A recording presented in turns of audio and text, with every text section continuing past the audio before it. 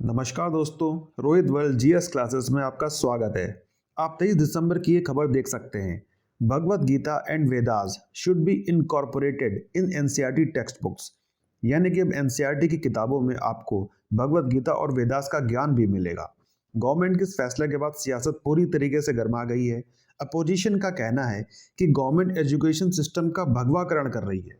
तो इस वीडियो में हम देखेंगे कि गवर्नमेंट ने स्कूल में गीता पढ़ाने का फैसला क्यों लिया, क्या स्कूल में धार्मिक किताबों को पढ़ाया जाना चाहिए या नहीं, इसके क्या फायदे और क्या नुकसान हो सकते हैं, डिटेल में डिस्कस करेंगे इस वीडियो को। लेकिन उससे पहले मैं ये कहना चाहूँगा कि जिन लोगों ने मेरे चैनल को सब्सक्राइब नहीं किया है वो फटाफट सब्सक्राइब का बटन दबा दें। सबसे पहले ये समझिए कि मुद्दा है क्या, ये चल क्या रहा है। कुछ महीनों पहले ही गुजरात गवर्नमेंट ने अनाउंसमेंट किया था कि वो क्लास 6 से 12 तक स्कूल करिकुलम में भगवत गीता को इंक्लूड करने की योजना बना रहे हैं। इसके कुछ दिन बाद ही हिमाचल प्रदेश की गवर्नमेंट ने भी अनाउंस किया कि क्लास 9 से 12 तक के सभी स्टूडेंट्स को श्रीमद् भगवत गीता एक सब्जेक्ट के रूप में पढ़ाई जाएगी। और हाल ही में सेंट्रल गवर्नमेंट ने भी लोकसभा में कहा कि क्लास 6 और 7 की एनसीईआरटी टेक्स्ट बुक में वेदास और भगवत गीता के कुछ हिस्सों को शामिल किया जाएगा। ऐसा नहीं कि पूरी किताब यहाँ पे पढ़ाई जाएगी। स्टेट एजुकेशन मिनिस्टर अन्नपूर्णा देवी का कहना है कि ये फैसला एनईपी यानी कि न्यू एजुकेशन पॉलिसी को ध्यान में रखकर लिया गया है। एनईपी को जुलाई 2020 में लॉन्च किया गया था दोस्तों। एनईपी में ये क्लियरली मेंशन है कि स्टूडेंट्स को एंशिएंट कल्चर एंड हेरिटेज के बारे में पढ़ाया जाएगा ताकि स्टूडेंट्स इंडियन कल्चर की इंपॉर्टेंस को समझें और प्राउड फील कर सकें। दोस्तों, इंडिया एक सेकुलर कंट्री है और एक सेकुलर कंट्री होते हुए किसी धार्मिक किताब का स्कूल में पढ़ाया जाना कितना सही और कितना गलत, ये हमें देखना होगा। सबसे बड़ा सवाल ये है कि क्या गीता को स्कूल में पढ़ाया जाना चाहिए या नहीं। मेरे अकॉर्डिंग गीता को स्कूल में ज़रूर पढ़ाया जाना चाहिए। आइए समझते हैं क्यों।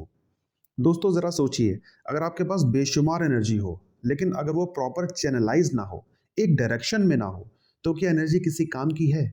हमारे देश की ताकत है हमारे यूथ्स, और इन यूथ को सही दिशा में ले जाने के लिए गीता का ज्ञान बहुत मददगार साबित हो सकता है दोस्तों।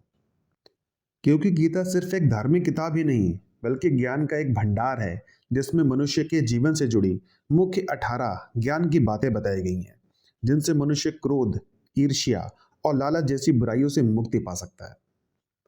दोस्तों, इंटरनेट की दुनिया ने यंग जनरेशन को वर्चुअल वर्ल्ड में धकेल दिया है, जिससे उनके जीवन पर बहुत बुरे प्रभाव पड़ रहे हैं, जैसे कि कंफ्यूज रहना, पेशेंस का ना होना, अपने से बड़ों के लिए रिस्पेक्ट क्या ना होना और किसी भी प्रॉब्लम को सही तरीके से डील ना कर पाना। अगर स्टूडेंट्स को गीता का ज्ञान मिलेगा तो वो अपनी लाइफ में सही और गलत की पहचान अच्छे से कर पाएंगे। जिस तरीके से अर्जुन अपने सामने आने वाली समस्याओं से भयभीत होकर जीवन और क्षत्रिय धर्म से निराश हो गए थे, उसी तरह हम भी कभी कभी अनिश्चय की स्थिति में या तो हताश हो जाते हैं या फिर अपनी समस्याओं से विचलित होकर भाग खड़े होते हैं। इसलिए भगवान श्री कृष्ण ने जन सामान्य के लिए इस महाज्ञान को गीता के माध्यम से प्रस्तुत किया है। तो अब आप ही बताइए दोस्तों, अगर गीता पढ़ाने की इतने सारे फायदे हैं तो उसे स्कूल करिकुलम में शामिल क्यों ना किया जाए। दोस्तों, बात करते हैं स्कूल में गीता को ना पढ़ाने के फेवर में दिए जाने वाले आर्गुमेंट्स की। मेनली यहाँ पे दो आर्गुमेंट है। पहला तो ये कि इंडिया एक मल्टी रिलीजियस कंट्री है और किसी भी एक रिलीजन को प्रेफरेंस देना बिल्कुल भी सही नहीं है। जाहिर सी बात है कि क्लास में हिंदू स्टूडेंट्स के साथ दूसरे रिलीजन के स्टूडेंट्स भी होंगे, तो उनको ये लग सकता है कि गीता पढ़ने के लिए उन्हें फोर्स किया जा रहा है।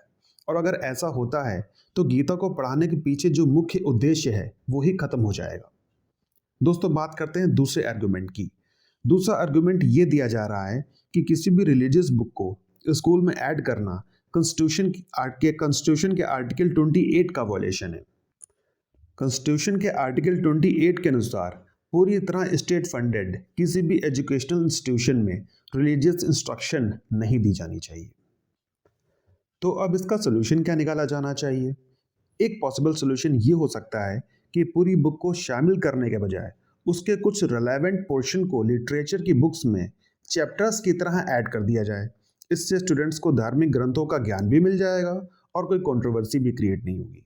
दूसरा पॉसिबल सोल्यूशन ये हो सकता है कि इन बुक्स को कंपलसरी ना करके ऑप्शनल सब्जेक्ट के रूप में रखा जाना चाहिए, जिससे जो बच्चा एक धार्मिक ग्रंथों का ज्ञान लेना चाहे वो उसको अपनी मर्जी से चुन सके। दोस्तों अब हम ये देखेंगे कि श्रीमद् भगवत गीता है क्या और आज की स्ट्रेसफुल लाइफ में गीता का ज्ञान किस तरीके से हमारे काम आ सकता है। गीता का शाब्दिक अर्थ है आकाशीय गीत या दिव्य गीत। गीता विश्व के सबसे लंबे साहित्यिक ग्रंथ महाभारत के 18वें अध्याय में है। इसमें 700 श्लोक हैं। वेद व्यास को श्रीमद् भगवत गीता का रचयिता माना जाता है। गीता में ज्ञान योग, भक्ति योग, कर्म योग और राजयोग शामिल है। इसलिए गीता को यौगिक आदर्श माना जाता है। यही कारण है कि अनगिनत महान हस्तियों ने गीता के आदर्शों को अपने जीवन में शामिल किया, जैसे स्वामी विवेकानंद जी, महात्मा गांधी, जे रॉबर्ट ओपेनहाइमर और इस्कॉन मंदिर के संस्थापक स्वामी श्रील प्रभुपाद जी। वर्तमान में पूर्व सिविल सेवा अधिकारी आचार्य प्रशांत जी गीता के माध्यम से लोगों की लाइफ बेहतर बना रहे हैं। अब तक गीता के अप्रॉक्सीमेटली 40 से ज़्यादा लैंग्वेजेस में ट्रांसलेशन किया जा चुका है। गीता लगभग 5000 साल पहले कुरुक्षेत्र युद्ध में श्री कृष्ण द्वारा महाभारत के महानायक अर्जुन को दिए गए मार्गदर्शन है। गीता सिर्फ अर्जुन का मार्गदर्शन ना होकर प्रत्येक मनुष्य के जीवन का एक मार्गदर्शन है, क्योंकि इसमें बहुत सी ऐसी बातें हैं जो एक उत्तम जीवन जीने के लिए ज़रूरी हैं। उम्मीद करता हूँ दोस्तों आपको ये वीडियो बहुत पसंद आया होगा।